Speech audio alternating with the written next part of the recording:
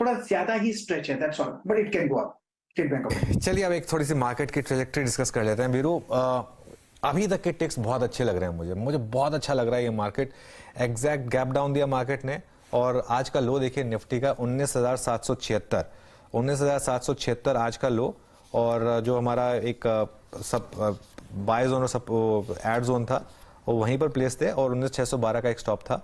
अब कल के लो से इसने कल के लो को हिट नहीं किया इसने। कल का लो 19,758 था और रिकवरी दिखाई। और बैंक निफ्टी यहाँ पर भी एक अच्छे मूव्स हैं। बस एक चीज मैं कहूंगा, थोड़ी आज सेकंड डिप आ सकती है मार्केट में, क्योंकि ये जो इस तरीके के दिन होते हैं इसमें नॉर्मली सेकंड डिप आती है, वो इंपॉर्टेंट होती है। तो सेकंड डिप का भी ध्यान रखें। लेकिन जो भी ट्रेड आपको लेनी है ना, बैंक निफ्टी में लें।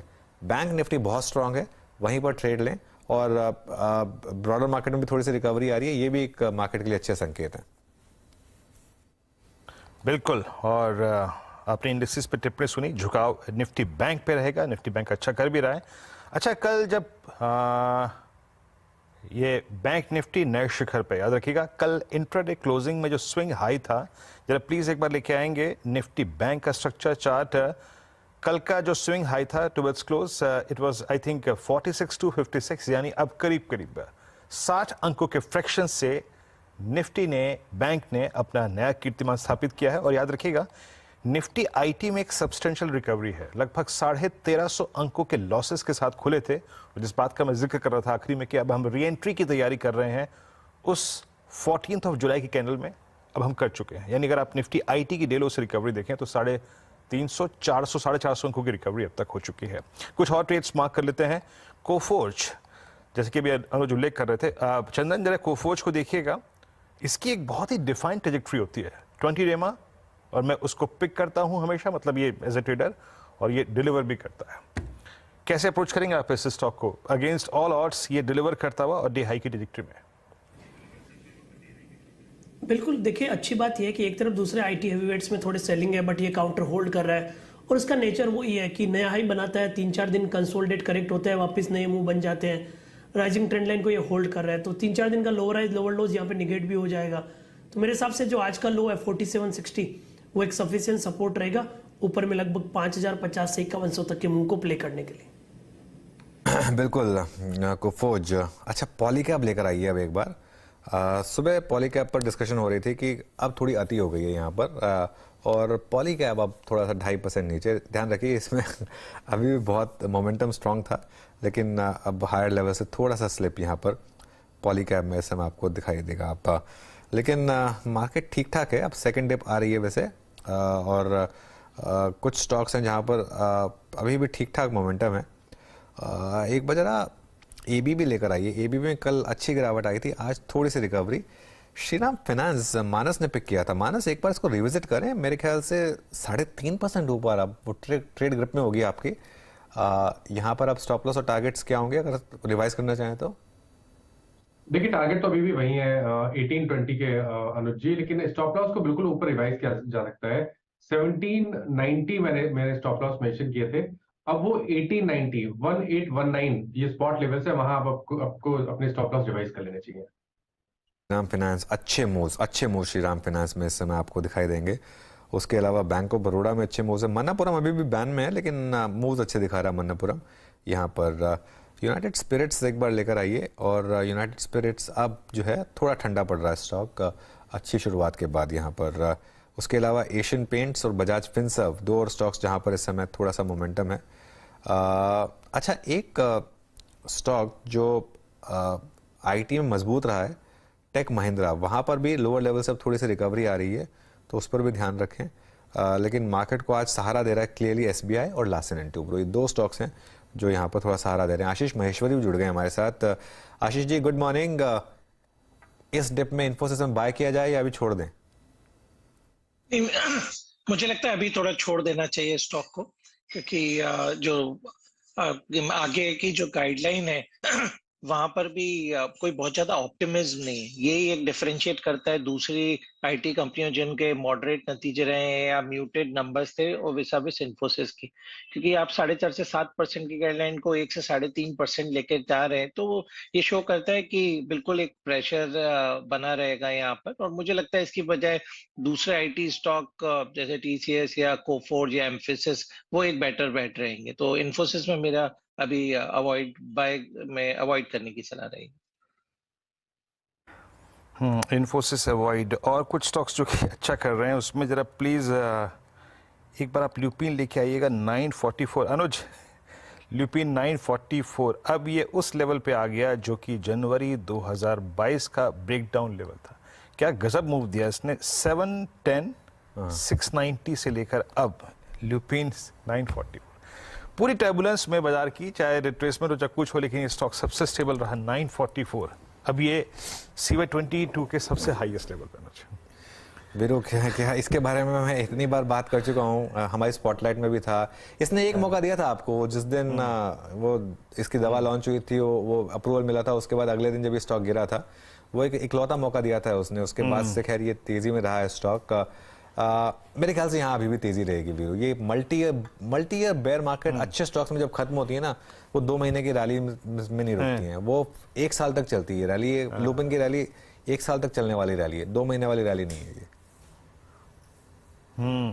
अच्छा आशीष महेश्वरी जी, अच्छा आज ये यूनाइटेड स्पिरिट्स को देख कर ना जगजीत सिंह साहब की गजल याद आ रही है। उसमें एक शेर था कि अब भी दिला रहा हूँ यकीन वफा मगर मेरा ना एतबार करो मैं नशे में हूँ। इतने अच्छे नंबर लेकिन हायर लेवल्स पर टिका नहीं। आशीष महेश्वरी जी, क्या चक्कर है?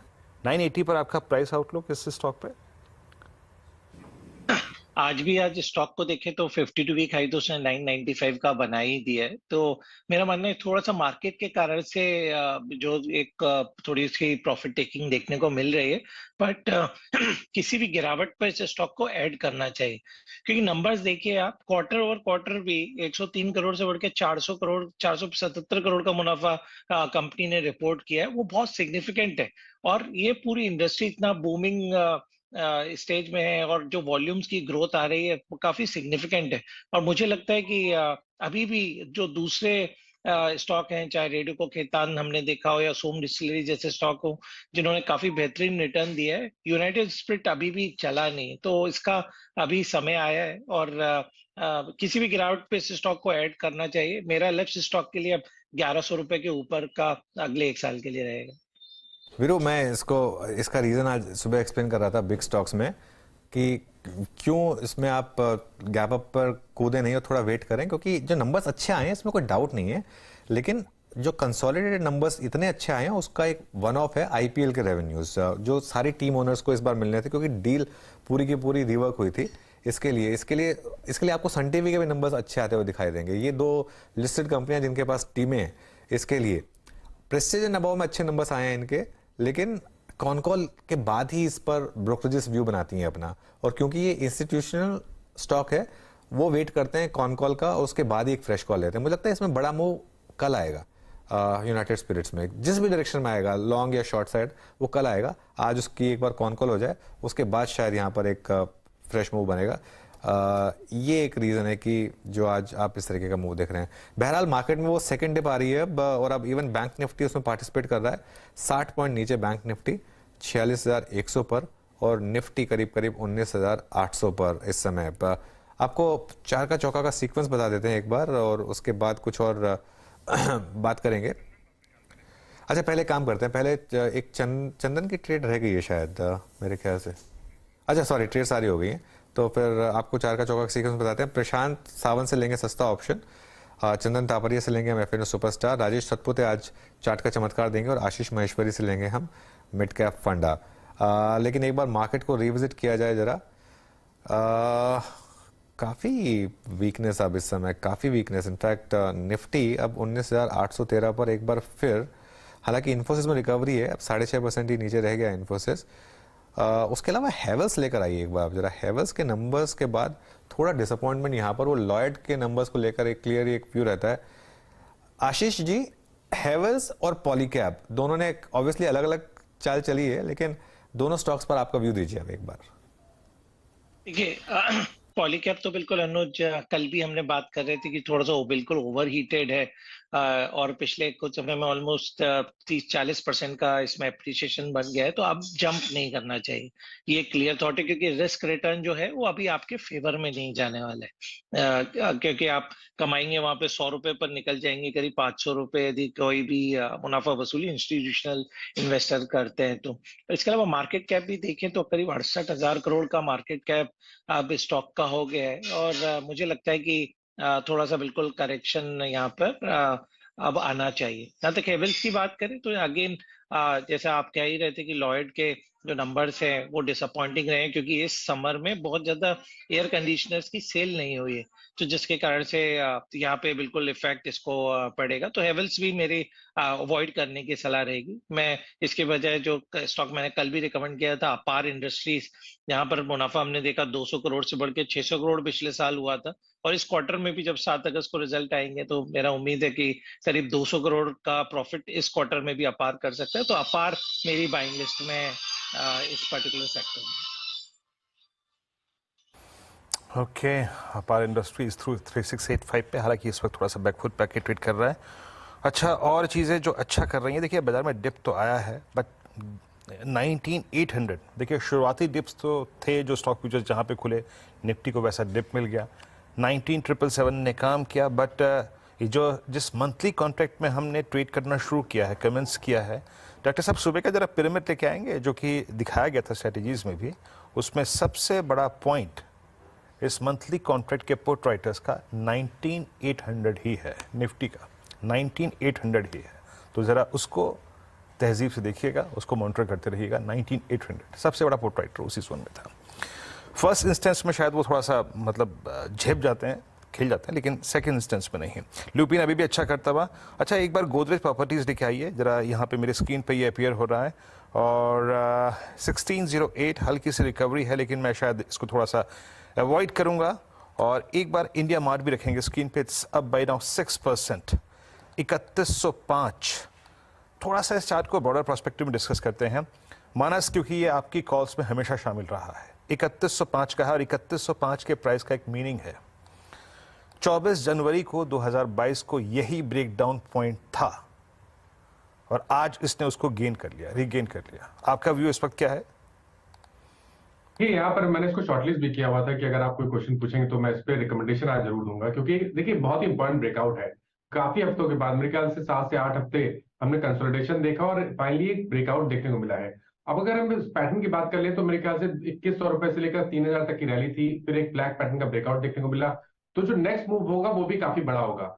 आई थिंक यहाँ पर अब ट्रेडिंग कॉल नहीं, एक पोजीशन ट्रेड लेना चाहिए जहां आपके स्टॉप लॉसेस 2850 के नीचे रहेंगे, लेकिन टारगेट बड़े हैं। 3700 से लेकर 3750 तक के टारगेट आपको इंडिया मार्ट में देखने को मिल सकते हैं और शायद इसमें 1 से 2 मंथ से ज्यादा समय नहीं लगना चाहिए। ओके, इंडिया मार्ट इंटरमेश यहाँ पर आप अभी भी बाय कर सकते हैं, लेकिन पोजिशनल रखें, अब डे ट्रेड का नजरिया ना रखें यहाँ पर। चलिए फिर 4 का चौका की शुरुआत करते हैं। सबसे पहले सस्ता ऑप्शन लेंगे प्रशांत से। प्रशांत जी बताइए आपकी ट्रेड। जी अनुज जी, ऑटो सेक्टर में ध्यान है फॉर द मंथ ऑफ अगस्त, और मुझे लग रहा है कि मारुति में एक सस्टेनेबल मूव आ सकती है। इसने जस्ट जुलाई के महीने में पिन पॉइंट 10,000 को टच करके एक नॉर्मल रिएक्शन दिया था। अब मुझे लग रहा है एक फर्म बेस बन के यहाँ से पिकअप हो सकता है। तो इसकी जो अगस्त महीने की month of August 9,900 9,900 strike price की जो कॉल ऑप्शन है करीबन 250 के आसपास चल रही है। यहाँ पे मैं स्टॉप लॉस रखूंगा 170 170। जो टारगेट मेरा होगा वो 390 का होगा, 390। मारुति सुजुकी का कॉल ऑप्शन लेना है आपको। चंदन, एफएनओ सुपरस्टार। बिल्कुल, मैं यहाँ पे श्रीराम फाइनेंस पे फोकस करूँगा। यहाँ पे डेली चार्ट में ब्रेकआउट हुआ है, इसके जो मल्टीपल टॉप्स है वो यहाँ पे निकल रहे हैं। लास्ट टाइम लगभग 1830 के आसपास के हर्डल थे, उससे पहले भी 1828 के हर्डल थे। तो ये इतने हर्डल एक साथ निकल रहे हैं और स्पेशली पिछले 3-4 दिनों के एक स्मॉल बॉडीड कैंडल के बाद मोमेंट आ रहा है, तो मोमेंटम बरकरार रहना चाहिए। 1810 के आसपास का सपोर्ट रहेगा, 1920 तक के टारगेट आपको श्रीराम फाइनेंस में बनने चाहिए। Okay, Shriram finance 1857। अब एक बार फिर से इसका उल्लेख होता हुआ ट्रेड्स में डे हाई पे ट्रेड करता हुआ चार्ट का चमत्कार राजेश सतपुते जी के सौजन्य से आएगा। राजेश जी, क्या पिक कर रहे हैं आप? विनय जी देखिए, नजर फार्मा पे ऑब्वियसली थोड़ा वोलेटिलिटी ज्यादा है तो डिफेंसिव लो बीटा पे थोड़ा फोकस करेंगे। तो डिवीज लैब देखिए, मुझे लगता है डिविज लैब में यहाँ पे एक फ्रेश ब्रेकआउट आया डेली चार्ट पे 3700 के ऊपर शॉर्ट स्क्वीज भी होना चाहिए। 3780 ये इसका आज का पहला टारगेट होगा।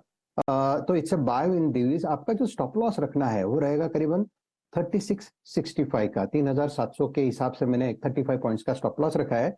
लेकिन एक चीज मैं यहाँ पे ऐड करना चाहूंगा वीरेंद्र जी, एक बार ये 3770 3780 के क्लस्टर को पार करे उसके बाद मुझे लगता है शॉर्ट कवरिंग तेज होगी। तो नजर रखिए डिविज लैब पे। दिवीज लैब आपका प्रेफर्ड पिक है 3707 के स्तर पे 3780 के टारगेट्स के लिए। मिड कैप फंडा आशीष महेश्वरी जी के सौजन्य से आएगा।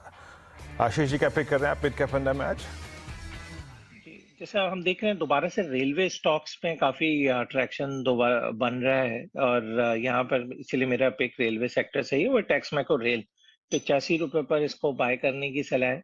जो रेलवे स्टॉक्स देखे तो सबसे कम मार्केट कैप पे 2700 करोड़ के मार्केट कैप पे कंपनी मिल रही है और कंपनी ने अभी रिसेंटली अपना फंड रेजिंग का प्लान भी बोर्ड में अप्रूवल लिया है। तो मुझे लगता नहीं कि कहीं कोई समस्या होगी। जो सेक्टर में ट्रैक्शन बना हुआ है और जो इसकी प्रोफाइल है कि रेलवे का पूरा एंड टू एंड जो सॉल्यूशन है ये कंपनी प्रोवाइड करती है और नंबर्स में भी हमने कहा पिछले 2-3 क्वार्टर से अच्छा इंप्रूवमेंट आता देखा है और इस क्वार्टर में मेरा उम्मीद है कि हाईएस्ट एवर उनका प्रॉफिट वो रिपोर्ट करेंगे। तो बिल्कुल टेक्समैको रेल पे निगाह रखना चाहिए। मेरा लक्ष्य अगले 3 महीने के लिए 3 डिजिट में रहेगा। ओके चलिए अब एक काम करते हैं, आज रिकैप नहीं करेंगे, आज जरा एक कुछ नंबर्स आए और मैनेजमेंट वेट कर रही है। हमारी mid cap IT company Coforge stock इस समय अच्छा कर रहा है। नंबर्स मार्केट एक्सपेक्टेशन से थोड़े वीक रहे थे, डॉलर आए, मुनाफा, मार्जिन, लेकिन मैनेजमेंट की कमेंट्री काफ़ी स्ट्रांग आई है। और नंबर्स पर बातचीत करने के लिए हमारे साथ कोफोर्ज के सीईओ सुधीर सिंह जुड़ गए हैं। सुधीर जी गुड मॉर्निंग, बहुत बहुत शुक्रिया हमारे साथ जुड़ने के लिए। ये एक जो आपने एबिडा मार्जिन की एक गाइडेंस दी है 18.5% की प्री आरएसयू, वो एनालिस्ट मान रहे हैं कि शायद थोड़ी स्टीप है। क्या कंफर्ट है आपका कि इस लेवल को आप मेंटेन करेंगे? देखिए हमने जो गाइडेंस दी है वो उसी बेसिस पे दी है जिस बेसिस पे कि हमने पिछले 2 साल से अपनी परफॉर्मेंस डिलीवर करी है। अगर आप 3 साल का रिकॉर्ड देखें इस साल का मिला के, Q1 हमेशा 16 से 16.5% के बीच में एडजस्टेड EBITDA आता है। इस बार भी 16% आया है। इस बार Q1 में हम नॉर्मली हेज लॉस अपने रेवेन्यू से ऑफसेट करते हैं। लास्ट ईयर Q1 में हेज लॉस में गेन था, इस बार हेज में लॉस रहा है। 60 बिप्स का इम्पैक्ट उससे आया है। हमारा ये मानना है कि जो मार्जिन गाइडेंस हमने दी है अराउंड 18.3% जो कि लास्ट ईयर की थी, वो हम डिलीवर करेंगे जैसे कि हमने पिछले 5 साल में हमेशा डिलीवर किया है। ऑर्डर इनफ्लो एक नंबर था 531 मिलियन का जिसको मार्केट ने काफी पॉजिटिवली लिया। ये आपका हाईएस्ट एवर लेवल है क्योंकि 300 से $350 मिलियन आपकी एक ट्रैक रिकॉर्ड रही है। यहां पर ये जो इतना बड़ा जंप आया ये किस वजह से आया? ये असल में 2 बड़ी लार्ज डील हमने साइन करी और वो उनमें से जो पहली डील थी वो $300 मिलियन 5 ईयर टीसीवी की डील है बैंकिंग सेक्टर में। दूसरी जो डील है वो $65 मिलियन की 5 ईयर टीसीवी की डील है फिर से। और आपने बिल्कुल सही कहा, नॉर्मली अगर आप पिछले 6 क्वार्टर्स देखें तो हमारा ऑर्डर इनटेक करीब $300 मिलियन 300 से 350 के बीच में रहा है। उसके पहले 200 मिलियन के करीब रहता था। इस क्वार्टर में हमारा ऑर्डर इनटेक एक रिकॉर्ड रहा है हमारे लिए, $535 मिलियन के करीब इन 2 लार्ज डील्स के ऊपर, 300 मिलियन की, 65 मिलियन की, और ये सिर्फ 5 साल की 5 year TCB deals. Sir exactly मैं यही पूछना चाह रहा था आपसे। मैं प्रश्न मेरा केंद्रित अगला यही था कि बैंकिंग स्पेस, इस क्वार्टर में हम बैंकिंग स्पेस को लेकर थोड़ा सा आश्वस्त नहीं थे कि कंपनियां क्या करेंगी, आईटी कंपनियां क्या करेंगी, लेकिन आपका मेरे ख्याल से टीसीवी बैंकिंग में ही करीब करीब $300 मिलियन का रहा है, जिसमें आपने करीब मेरे ख्याल से $50 मिलियन की 2 डील्स भी क्रैक किए हैं। सर स्पेशली इस वर्टिकल को लेकर आपके जो इंटरेक्शंस हुए और ये डील विंस के थ्रू जो बातचीत हुई, अगले 1-2 क्वार्टर्स के लिए आपका आउटलुक क्या नजर आ रहा है सर बैंकिंग स्पेस में? जी बैंकिंग स्पेस में हमने पहले भी बोला है, बैंकिंग में मैक्रोज डिप्रेस्ड हैं, ये एक रियलिटी है। दूसरी रियलिटी जो कि स्पेसिफिक टू कोफोर्ज है, हमारी परफॉर्मेंस सॉलिड रहेगी because we have the ability to be able to break into and displace competition given the fact कि हमने पिछले 6 साल में फाइनेंशियल सर्विसेज के ऊपर ही लार्जली फोकस किया है। तो मैक्रोज अनसर्टन है, डिमांड डिप्रेस्ड है, दैट्स अ ग्राउंड रियलिटी।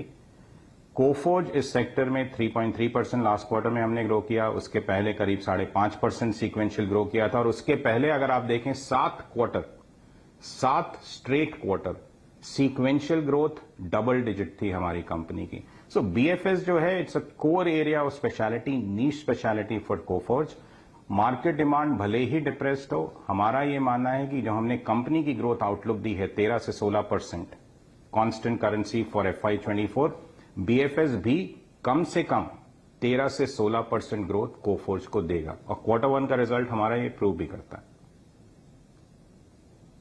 अच्छा सर, जैसे कि मैं देख रहा हूं कि जो ये नए जो 6 क्लाइंट्स ऐड हुए हैं, ये किन किन वर्टिकल से थे सर, और आगे जाके जो क्लाइंट्स एडिशन है उसको कौन सा डोमिनेट वर्टिकल करेगा लाइकली टू बी? इन 6 में से ज्यादातर इंश्योरेंस के हैं, एक मेरे ख्याल में बैंकिंग से है और एक ट्रैवल से है। हमारा ये मानना है कि इस साल बैंकिंग तो ठीक करेगा ही, अच्छा करेगा कोफोर्ज के लिए, जैसे कि हमेशा किया है, स्पेशली रिलेटिव टर्म्स में इंडस्ट्री के जो हमारे पीयर्स हैं उनके मुकाबले। इंश्योरेंस के बिजनेस ने बहुत स्ट्रांग रिबाउंड किया है हमारा। अगर आप देखें तो पिछले 2 क्वार्टर से ग्रोथ रेट CQGR करीब 4.5% सीक्वेंशियल हो चुकी है। सो ट्रैवल, इंश्योरेंस और बैंकिंग से हम अपने नए क्लाइंट्स एक्सपेक्ट करते हैं। ओके, ठीक है। सर ये एक मतलब पता नहीं ये अनफेयर क्वेश्चन है या नहीं, इन्फोसिस ने जिस तरीके की गाइडेंस दे दी उससे लोगों को ये डर लग रहा है कि बेलवेदर इतना खराब गाइडेंस दे रहा है कि क्या वाकई में इंडियन आईटी सेक्टर के साथ सब कुछ ठीक है या ये कंपनी स्पेसिफिक इशू है। As purely as an industry watcher आपका क्या व्यू होगा? देखिए, मेरे ख्याल में आप भी अप्रिशिएट करेंगे कि मैं इन्फोसिस पे कमेंट नहीं कर सकता, लेकिन as a Coforge watcher, not as an industry watcher, मैं आपको ये कतई तौर पे बता सकता हूं कि हमने जो गाइडेंस दी है वो गाइडेंस ऊपर सिर्फ मैक्रो को देख के नहीं दी गई है। हमने account by account, opportunity by opportunity, statement of work by statement of work, MSA by MSA aggregate करके बफर्स बिल्ड करके दी है। अगर आप देखें तो हमारा ऑर्डर एग्जीक्यूटेबल Q1 के एंड में पिछले साल के Q1 के मुकाबले 19.1% हाई है। कोफोर्ज की 6 साल की हिस्ट्री ये दिखाती है कि ऑर्डर एग्जीक्यूटेबल की ग्रोथ अगले 12 महीने में आई हुई रेवेन्यू ग्रोथ से बड़े स्ट्रांगली कोरिलेट करती है। हमने सिर्फ 13 से 16% का गाइडेंस दिया है क्योंकि मैक्रोज अनसर्टन है और डिमांड डिप्रेस्ड है। 13 से 16% का नंबर हमने ग्राउंड्स अप बिल्ड किया है, client by client, SOW by SOW, MSA by MSA। मैं आपको कोफोर्ज स्पेसिफिक तो ये बता सकता हूं, मैं इन्फोसिस पे कमेंट नहीं कर सकता, लेकिन कोफोर्ज स्पेसिफिक मैं आपको ये बता सकता हूं कि 13 से 16% हर हाल में जो अभी हमारा मोमेंटम है, जिस किस्म की हम डील साइन कर रहे हैं, जिस तरह की हमारे लार्ज क्लाइंट्स ग्रो कर रहे हैं, उतना तो कतई तौर पे हर हाल में हम डिलीवर करेंगे ही करेंगे। नहीं, मैं एक्सपेक्ट भी नहीं करूंगा आपसे कि आप किसी दूसरी कंपनी के बारे में बोलें, लेकिन आपने जो जवाब दिया वो बिल्कुल मैं उससे खुश हूं, वो काफ़ी है मेरे लिए। Thank you so much sir, और ऑल द बेस्ट आपको अगले क्वार्टर्स के लिए। कोफोर्ज एक कंसिस्टेंट परफॉर्मर रहा है वैसे ये स्टॉक यहाँ पर। चलिए अब यतिन के पास चलते हैं और आज के स्टॉक्स ऑफ द डे जान लेते हैं। Yatin, good morning. Good morning. और ऑब्वियसली सबसे पहले जो आज स्टॉक ऑफ द डे है वो है इन्फोसिस, और कहीं ना कहीं रिजल्ट्स और इन्फोसिस के गाइडेंस ने स्ट्रीट को डिसअपॉइंट किया। इनफैक्ट अगर आप देखें तो काफी सारे ब्रोकरेजेस ने टारगेट्स काटे हैं और मक्वेरी ने इन्फोसिस को डाउनग्रेड किया है 1130 के टारगेट के साथ। इसका मतलब यह है करंट मार्केट प्राइस से भी उनको लगता है कि 15 से 20% की डाउनसाइड होनी चाहिए, और जिस हिसाब से जो डील है जो कंपनी ने अनाउंस की थी $2 बिलियन की, उसमें काफ़ी सारी फाइन प्रिंट है, जिसको लेके मक्वेरी को लगता है कि शायद आगे चलते भी ग्रोथ में थोड़े बहुत कंसर्न्स रहे। दूसरा स्टॉक जो आज चर्चा में है वो L&T। बड़े दिनों बाद कंपनी ने अनाउंस किया है कि जुलाई 25 की बोर्ड मीटिंग को बायबैक पे भी वो विचार करेंगे। स्टैंड अलोन बेसिस पे लगभग 24,000 करोड़ रुपए का जबरदस्त कैश कंपनी के बैलेंस शीट पे है, तो ये देखा जाएगा कि स्पेशल डिविडेंड और बायबैक की जो क्वांटम है वो कितनी रहती है। स्टॉक एक्साइटेड, लगभग 3% की तेजी L&T के शेयर में। और यूनियन बैंक, PSU बैंक्स में से काफ़ी अच्छे नतीजे। NII की बात करें तो लगभग 8,800 करोड़ आए, जो पिछले साल लगभग 7,500 करोड़ के आसपास था, तो काफ़ी स्ट्रॉन्ग 17% की ग्रोथ यहाँ रही।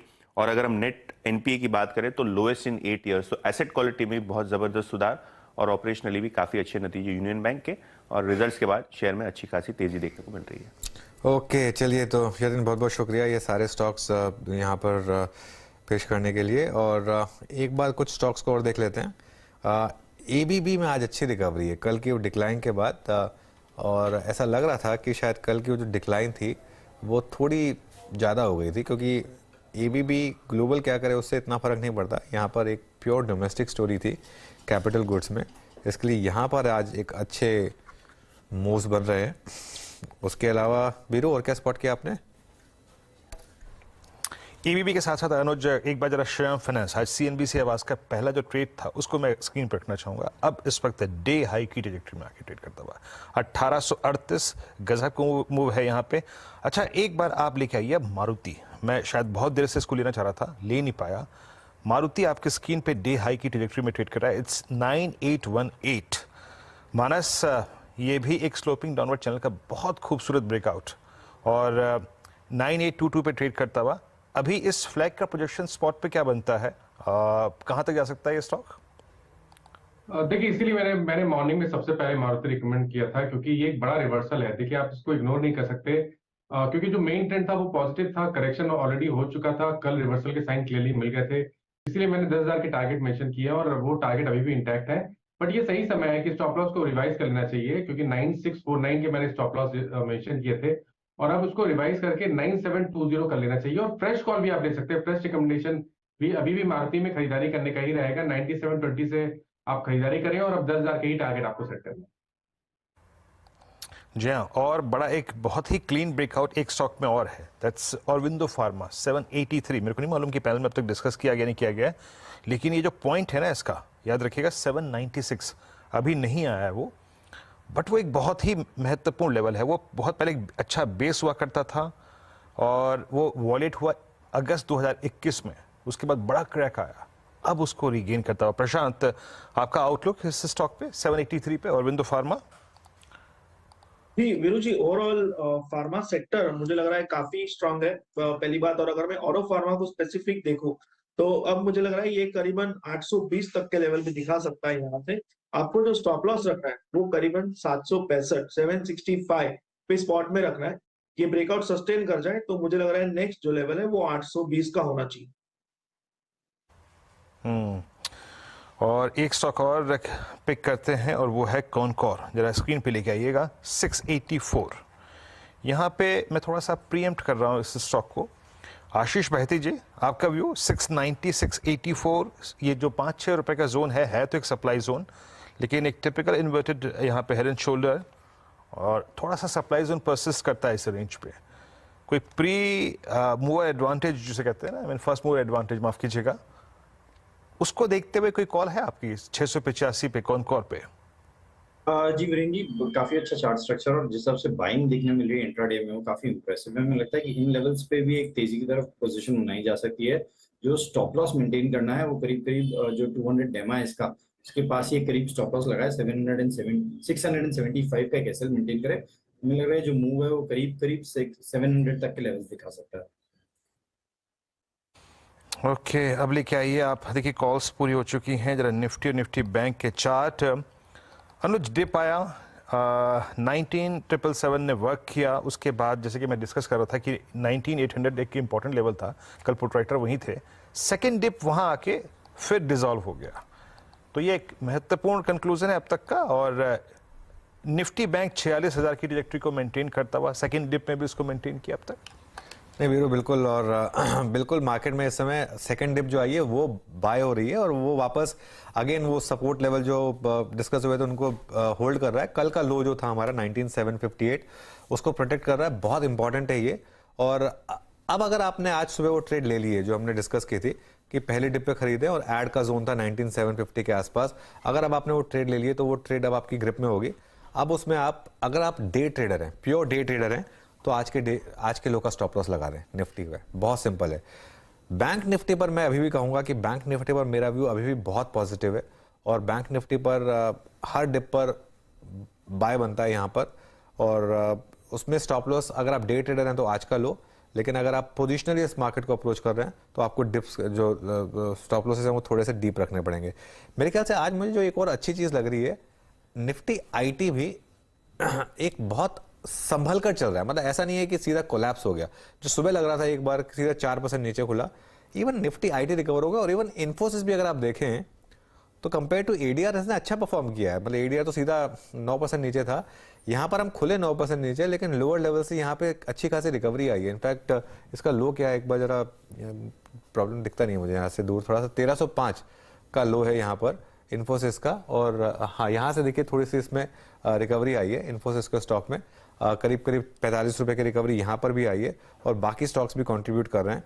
तो आपका सिंपल है, डे लो या फिर उसको और थोड़ा लो करना चाहते हैं तो 19758 जो कल का लो है, बेसिकली जो सपोर्ट जोन है वो वहीं से शायद मार्केट सपोर्ट लेगा। और बैंक निफ्टी में अगर आप डे ट्रेडर हैं तो डे लो के साथ, लेकिन बैंक निफ्टी में स्ट्रेंथ काफ़ी है, इसमें कोई डाउट नहीं है। एक ब्रेक लेंगे, एक बार जरा अपने पैनल को स्क्रीन पर रखते हैं। और मेरे ख्याल से मानस और प्रशांत, आपसे रिक्वेस्ट करूंगा कि अगले शो के लिए बने रहें। आशीष जी, गाबा सर, राजेश सतपुते जी और आशीष बहते जी, आप सबका बहुत बहुत शुक्रिया आज हमारे साथ जुड़ने के लिए। Thank you. एक छोटा सा ब्रेक लेंगे और उसके बाद वापस लौटेंगे। लिस्टिंग है, कुछ और ट्रेड्स लेंगे, और उसके बाद वो जो हमारे खास पेशकश है मार्केट गुरु, वो भी लाइन अप है थोड़ी देर में।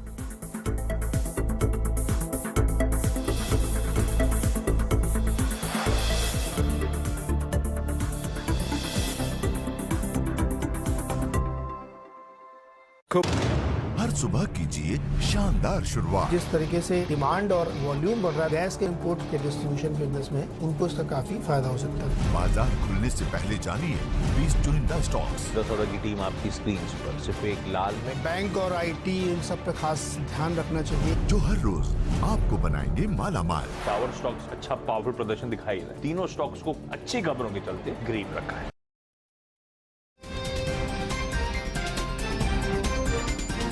10 के दमदार ट्रेड्स में आपका स्वागत है। मानस जायसवाल और प्रशांत सावंत हमारे साथ बने हुए हैं। कुछ ही देर में लिस्टिंग होने वाली है उत्कर्ष स्मॉल फाइनेंस बैंक की। प्री ओपन में तो अच्छी लिस्टिंग हुई उसकी, अब एक्चुअल ओपनिंग में देखते हैं। ध्यान रखिए 100 गुना से ज़्यादा ये इशू सब्सक्राइब हुआ था, बस 1 मिनट बाकी है, लेकिन 100 गुना से ज़्यादा इशू सब्सक्राइब हुआ था, तो ऑब्वियसली यहाँ पर एक अच्छी लिस्टिंग के चांसेस हैं यहाँ पर।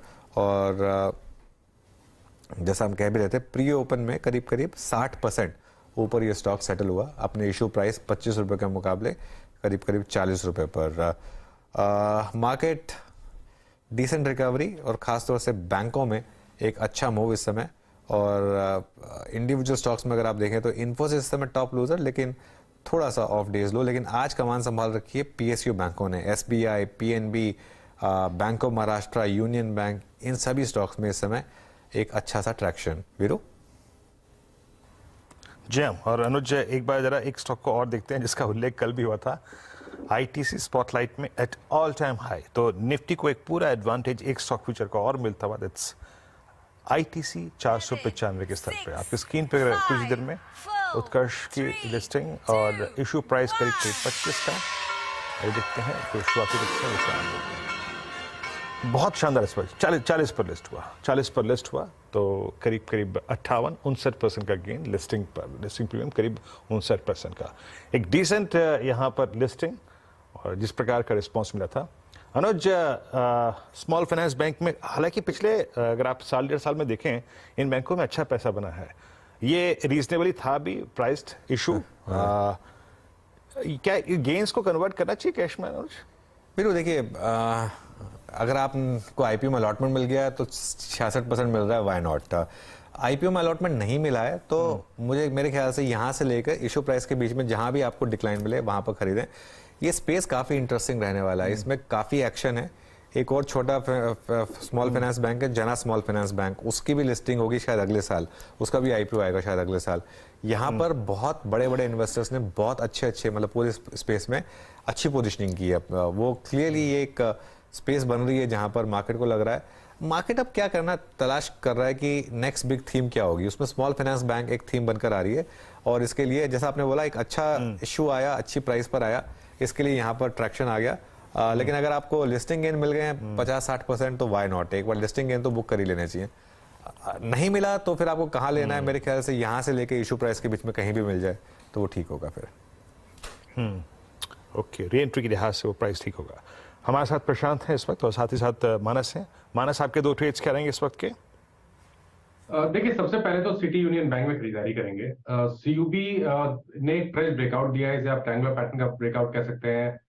एक कंसोलिडेशन के बाद का ब्रेकआउट है, तो सीयूबी में करंट लेवल्स पे खरीदारी करनी है। 130 रुपए के स्टॉप लॉस से 140 रुपए तक के टारगेट आपको सिटी यूनियन बैंक में देखने को मिल सकते हैं, तो वहां पर खरीदारी करनी है। और दूसरा स्टॉक गोदरेज सीपी है, जहां पर कल एक बुलिश पैटर्न बना था, मॉर्निंग स्टार पैटर्न बना था 50 डे मूविंग एवरेज के आसपास। 20 डे मूविंग एवरेज को स्टॉक ने रिगेन कर लिया था। आज के पैटर्न भी बहुत पॉजिटिव है। मेरा समझना है कि करंट लेवल्स पे भी आप गोदरेज सीपी में खरीदारी कर सकते हैं। 1060 के स्टॉप लॉस से आपको खरीदारी करनी है और 1100-1110 तक के टारगेट आपको गोदरेज सीपी में भी देखने को मिल सकते हैं। ओके, 2 ट्रेड्स आपके प्रशांत हो गए, ये मानस हो गए। प्रशांत, आपके 2 ट्रेड्स? जी वीरू जी, जो 2 ट्रेड्स में ट्रैक कर रहा हूँ, तो एक होगा M&M financial, Mahindra and Mahindra financial. यहाँ पे स्टॉप लॉस स्पॉट में 313 का होगा। जो टारगेट में देख रहा हूँ करीबन 335, एक बहुत अच्छे सपोर्ट पे आया और इस सपोर्ट से बाउंस कर रहा है, तो यहाँ पे मुझे लग रहा है एक near the support buying opportunity है। नेक्स्ट पिक होगा FMCG से जुबिलेंट फूड्स। यहाँ पे मेरा स्टॉप लॉस होगा स्पॉट में 460 460 और टारगेट होगा 500। जहाँ पे जो 3-4 दिन पहले सेलिंग हुई थी वो रिजेक्ट हुई है, सेलिंग रिजेक्ट होके एक बेस बन रहा है, यहाँ से मुझे लग रहा है स्टॉक टेक ऑफ कर सकता है। जुबिलेंट फूड आप पिक करते हुए आज 470 485 के जोन में, तो यहाँ पे 4 ट्रेड्स हुए मानस के प्रशांत के। एक बार इंडिसेस को देखते हैं और फिर चलते हैं आज के बिग इंटरव्यू पर की तरफ। आपकी स्क्रीन पे निफ्टी संभलता हुआ 19853, बैंक निफ्टी अभी भी 46,000 की ट्रैजेक्टरी के ऊपर। और एक बार यूएसएल लेके आइएगा, स्ट्रॉन्ग नंबर्स थे, हालांकि कुछ ट्रिगर्स थे उसके पीछे, सिंक हुआ लेकिन फिर डे हाई की ट्रैजेक्टरी में आके ट्रेड करने की कोशिश करता हुआ। बहरहाल बिग मार्केट वॉइसेस की कड़ी में, मार्केट गुरु की कड़ी में हमने बहुत सारी इंटरव्यूज देखे हैं, लेकिन इस कड़ी में आज एक और खास शख्सियत से मुलाकात करेंगे। आप वाइट ओक कैपिटल के फाउंडर प्रशांत खेमका से बातचीत करी अनुज ने, CNBC आवाज के मैनेजिंग एडिटर ने। एग्जैक्टली उनकी बातचीत में क्या था, बाजार के ये लेवल्स कितने रिस्की हैं और यहाँ से कितना रिवॉर्ड खुला हुआ है, इस पूरे इंटरव्यू को देखिए कुछ देर में। ये खास बातचीत अनुज के साथ प्रशांत खेमका की।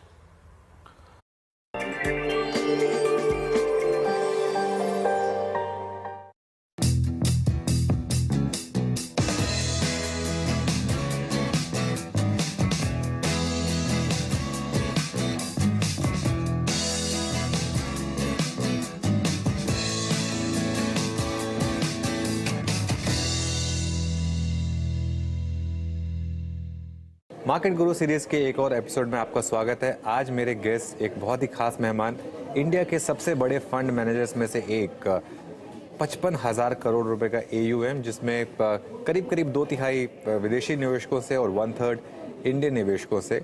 मैं बात कर रहा हूं प्रशांत खेमका जी की। Prashant, thank you so much for coming to our studio. My pleasure. Prashant Khemka Goldman सैक्स में पहले थे और वहां पर इंडिया इक्विटी और इमर्जिंग मार्केट दोनों के CIO थे वो, और $5 बिलियन तक मैनेज करते थे। उसके बाद उन्होंने अपनी खुद की कंपनी की शुरुआत की, वाइट ओक कैपिटल, और यहाँ पर इस समय जैसा मैंने कहा कि 55,000 करोड़ रुपए के करीब, यानी कि रफली $7 बिलियन के करीब ये मैनेज करते हैं। तो बहुत पैसा आप मैनेज करते हैं। पहले तो मैं जानना चाहता हूँ, वाइट ओक तो वो वुड होती है ना, वो लकड़ी जो सबसे मजबूत ट्री होता है जो माना जाता है, तो क्या इसीलिए आपने उसका नाम चुना कि एक मजबूत फाउंडेशन होनी चाहिए, ये सोचकर? या कुछ वैसा ही था। देखिए, जब आप कंपनी शुरू करते हो आज की तारीख में, तो नाम ढूंढना एक बड़ा चैलेंज हो गया है। क्योंकि ऑनलाइन में हर एक तो ऑनलाइन में भी वो अवेलेबल होना चाहिए। तो काफ़ी नाम ट्राई किए, क्लाइंट से हम लोग ने इस पे इनपुट्स ली, तो फॉरेन क्लाइंट्स को ज़्यादातर इंडियन ओरिएंटेड नाम पसंद थे और इंडियन क्लाइंट्स को फॉरेन ओरिएंटेड क्लाइंट्स पसंद। मुझे हमेशा पेड़ पे रखना था नाम, क्योंकि इन्वेस्टिंग एक पेड़ की तरह होता है। आप बीज आज बोते हो और सालों बाद में वो बड़ा पेड़ की तरह हो जाता है। हजारों गुना आपका इन्वेस्टमेंट जो है सैकड़ों टाइम, हंड्रेड्स ऑफ टाइम्स या मोर मल्टीप्लाई हो सकता है, just like a tree. And white oak, जैसे आपने कहा, one of the longest lasting, उसकी आयु भी बहुत लंबी होती है and one of the strongest trees में है। इसीलिए दुनिया भर में ओक ट्री के नाम से बहुत, या ओक के ऊपर बहुत से maximum number of names in asset management. Okay, बहुत ही अच्छा, शानदार। तो प्रशांत जी, फिर एक आपका जो फंड है, इसमें अब ज्यादा पैसा इंडिया से आ रहा है या ज्यादा पैसा बाहर से आ रहा है, मतलब ज्यादा ट्रैक्शन क्या आ रहा है? क्योंकि हमने लगातार बात की है कि DIIs या डोमेस्टिक मनी काफी आ रहा है मार्केट में, बिल्कुल, लेकिन FIIs भी रहकर लगा रहे हैं, बीच बीच में वो निकालते भी हैं, तो ज्यादा पैसा आपको कहाँ से आ रहा है? देखिए, आज की तारीख में ज़्यादा पैसा अगर कहे तो FII से आ रहा है, क्या इन डोमेस्टिक से भी आ रहा है, बट जो FIIs में आज इंडिया के प्रति एक पॉजिटिव माहौल बना है वो काफ़ी स्ट्रेंथन हो रहा है दिन पर दिन। मैंने देखा है, एंड ऑब्वियसली मैं FIIs के साथ पिछले कई बरसों से डील करते आ रहा हूँ, तो ऐसा जो पॉजिटिविटी थी वो पिछली बार जो है 2006, 2005, 6, 7 के दौरान मैंने देखी थी, जब वो ब्रिक का फिनोमिनन था, पूरे ग्लोबल बॉयंसी थी। तो इंडिया को कई चीज़ों की इस वक्त कई डेवलपमेंट्स के फ़ायदा हो रहा है। एक तो जो चाइना के प्रति आज काफ़ी निराशा है, मार्केट्स ने भी परफॉर्म नहीं किया है, इंडियन मार्केट ने बेहतर परफॉर्म किया है। दूसरा, ये तो मार्केट के लोगों की बात होगी, बट अगर आप रियल वर्ल्ड में भी देखो, चाहे जियोपॉलिटिक्स हो या कॉर्पोरेट वर्ल्ड में देखो, तो दुनिया की बड़ी से बड़ी कंपनियां तो डर रही हैं आज वो चाइना से OnePlus जो कह रहे लोग, एक सप्लाई चेन डाइवर्सिफिकेशन के लिए उनके मैनेजमेंट्स को पूछा जा रहा है, बोर्ड्स में बोर्ड मेंबर्स पूछ रहे हैं कि आपका क्या प्लान है, इन्वेस्टर्स कंपनी के अर्निंग्स कॉल और कॉन्फ्रेंसेस में पूछ रहे हैं आपका क्या प्लान है, अगर कुछ रूस और यूक्रेन में जैसा हुआ या कोविड की तरफ फिर से कुछ सप्लाई डिस्ट्रप्शन हो गया चाइना में, तो कैसे आप बिजनेस कंटिन्यूटी प्लानिंग का विचार करें। तो उसमें कई देशों को जो इससे फायदा हो रहा है, उसमें India one of the key ones है, क्योंकि इंडिया का डोमेस्टिक मार्केट भी बहुत लार्ज है। तो एक फ्रॉम एवरी एंगल, एक तो geopolitically India is now considered safe haven, which is one of the few times that India can claim that or has been able to claim that status globally. And real world में आप corporates around the world एक positive जो माहौल बना है, उसके that feeds into the market positivity. तो प्रशांत जी, अब मार्केट काफ़ी चल चुका है, वन वे में एक रैली आई है, हालांकि कई लोग कह रहे हैं कि हम क्योंकि स्टार्टिंग पॉइंट एक ले लेते हैं, इसके लिए शायद वो हमारा व्यू कलर कर देता है। 18 महीने पहले भी हम 18,000 समथिंग पर ही थे। आपके हिसाब से जो पेस ऑफ द रैली रही है, इससे थोड़ा डरने की जरूरत है या ये part of the market games, market cycles का पार्ट है? देखिए, मार्केट एक ऐसा मैकेनिज्म है जो extraordinary value over time create करता है, और किया है। इंडियन मार्केट ने किया है, US मार्केट ने किया है, and most of the markets ने किया है, जब some exceptions are there. But इसकी एक ये खूबी है या शॉर्टकमिंग है कि वो स्ट्रेट लाइन में नहीं जाता। हाँ। कई बार बरसों का रिटर्न चंद दिनों में आ जाता है, और कई बार बरसों तक कोई रिटर्न नहीं आता। वो एक कोई तो एक रिलेटेड सेइंग है ना, पल में युग बीत जाते हैं और नहीं तो सालों तक कुछ नहीं होता, कुछ ऐसा ही कोई है। वैसा वो मार्केट पे बहुत सही बैठता है। तो इसलिए जैसा आपने कहा, 18 महीने पहले भी यही था। अगर आप ट्रेलिंग 5 ईयर, ट्रेलिंग 10 ईयर आप रिटर्न्स देखें तो they are in low double digit range कुछ दिनों